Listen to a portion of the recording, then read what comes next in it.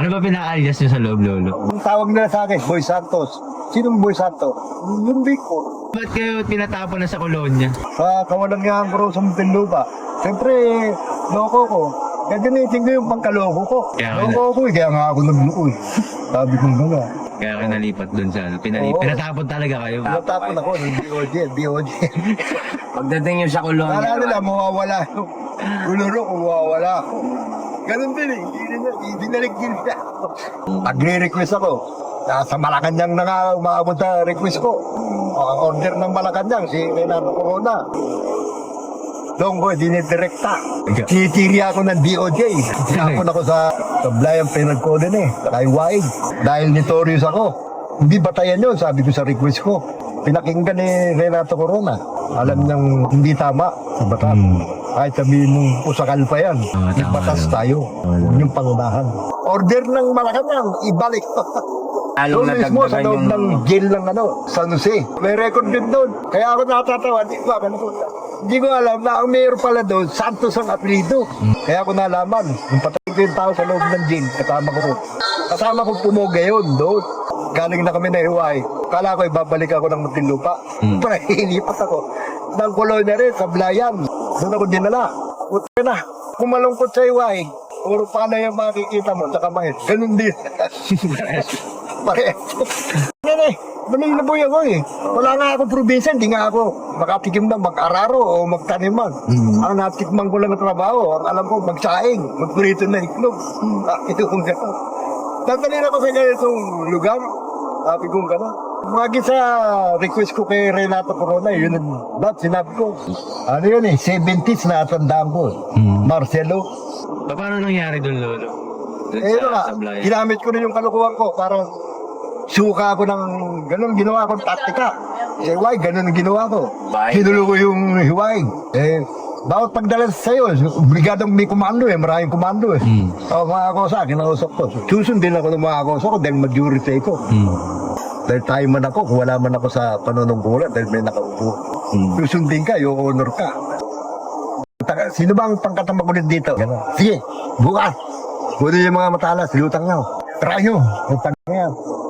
Nalaman niya yun ang kusina ng buhay na ako ang nagpatira. Bando Tumira nagpatira, si Boy Santos. Mauulit pa uli, may naitimbre. Naitimbre naman, natitira sa center mismo. Mas malaking tirahan sana yun.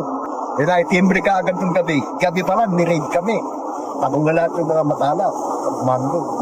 Yun na, 4 na araw, mula nung mahuli yung pangalawang tira namin. Tinransfer na ako. Indoro, inagyan na ako ng ano. Pero humingi muna sila ng permis, ko pa. Sabi ng direktor, sige, ganun ba ginagawa na ng dyan? Lipat na ng kolonya. Lipat na sa Blayang. Sa Blayang, pinakamarami ng komando. Wala kang makakawin na pagkakit. Ang pinakamarami, komando eh. Yun, papatay mo, sinurata yun yung komando. Pinugaan ko. Puta na. Umoga ako, sabi ko, puta na nyo, uuwi ako Caloocan. Mamamatay ako sa konsumit sa ipok. Muna ako. Nahuli ko sa San Jose. Mindoro. Kaya pala ako nahuli. Unang nahuli yung kasama ko, yung bata-bata ko. Dahil siya nakakaalam eh.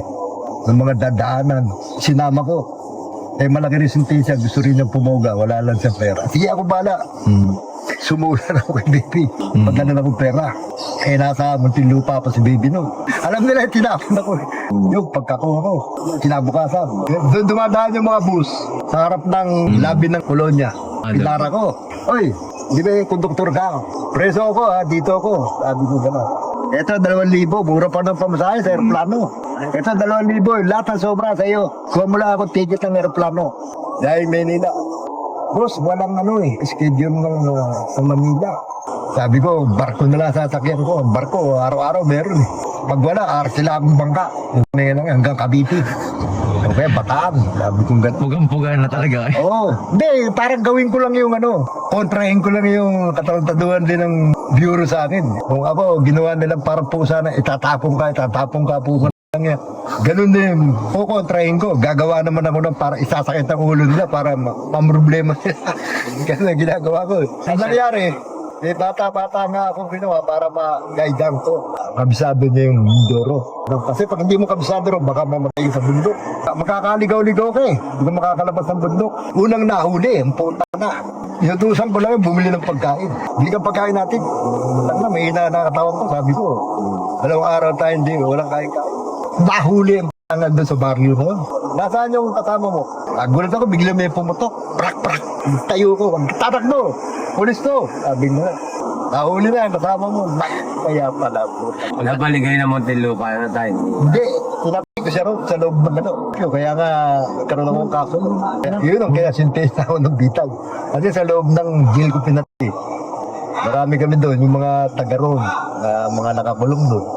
Tanda mo, gago ka po, tanda mo ka. Ilang taon ka na rin sa bilibid. Bilibid ka nga dahil gago ka. Kaya mo ka, tatanga-tanga ka ba rin? Ibis ko ba? Wala akong makita kahit pamano para patawag siya kung tanga niya. Hindi ng galit ko. Pati ako nahuli. Pag CR ko, sir, CCR ako. Nadaling ka ron, escortan ka. Nakakakita ako timba. Timba? Nilagay ko rito para hindi makita ang dala-dala ko. Sir, papasok na ako mga tao ron. Uy, kayo apat, palit-palit kayo ha. Patulisin yan. Matulis na matulis. Binalutan ko ngayon ng tela, t-shirt. Yung ginamit ko sa kanya para mawala lang yung dalit ko. Sir, ano boy? May patay rito eh. Inalis ko yung kumot. Pantayin dugo. Bakit ka nangyayari dyan? Wala. May patay doon. May sinaktak yata. Saka ganun lang ako. Hinihintay ko, buksan yung pinto.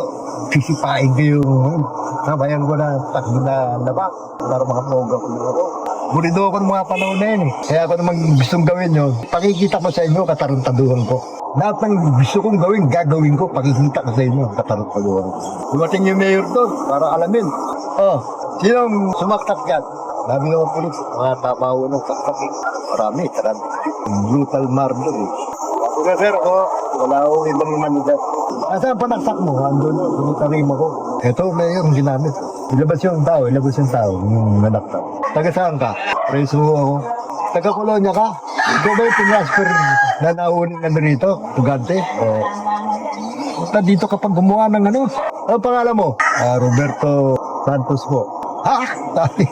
Kaya ako natatawa dahil Santos pala yung mayor doon. Taga saan ka? Taga Caloocan ako. Kaya hindi ako nasaktan eh. Kaya nagkaroon ako panibagong... Lolo, pero lahat yung kaso mo na yan, bayad mo lahat yan. Oo, paigit 20 na ako rito. Paano naramdaman yun nung ano na kayo, laya na kayo? Bigla eh. Siyempre wala na akong kasama doon. Matagal na panahon na. Wala na sila baby. Nandito na sa labas. Ako na iwan. Mag-isa. Siyempre tuwan-tuwa ako. Kala ko nga yung guardia na kaibigan ko nagsabi sa akin nun. Kilala ko yan. Si Boy Santos yan. Laya na. Pagpasok ko sa sa akin. Boy!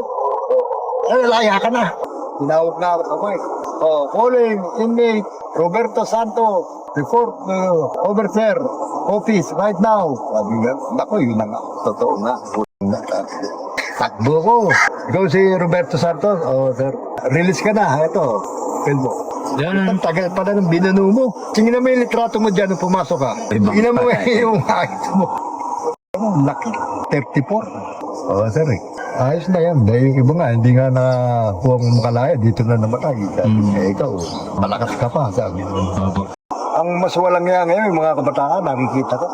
Ito bata nga lang maliit eh. Pag naglalaro yan, sagi mo. Puta mo mumurahin ka. Sabi ko, iba na tao tayo ngayon. Bata pa lang, talagang mga walang yan na. Sabi ko, ang mga magulang na walang yan ito.